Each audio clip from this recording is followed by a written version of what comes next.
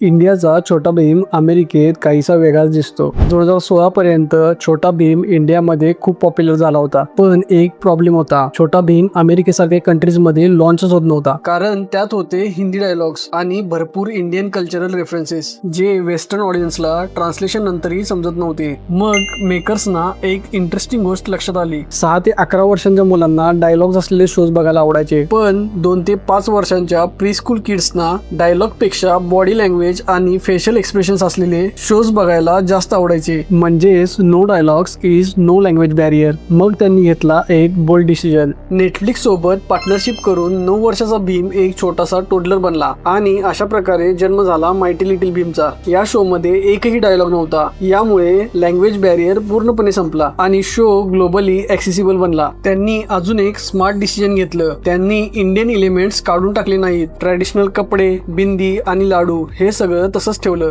ज्याने show western show पेक्षा वेगळा वाटला, पण तरीही रिलेटेबल सुद्धा, कारण त्याची थीम युनिव्हर्सल होती. टोडलरची मस्ती आणि आई मुलाचं बॉन्डिंग, ज्यामुळे ग्लोबल ऑडियन्सला हा शो खूप इझिली कनेक्ट झाला. आणि त्याचाच रिझल्ट म्हणजे हा शो इंडिया बाहेर फक्त एका वर्षातच 2.5 कोटीपेक्षा जास्त घरांमध्ये बघितला गेला आणि बॉस बेबी नंतर हा जगातला सेकंड मोस्ट पॉप्युलर किड शो बनला.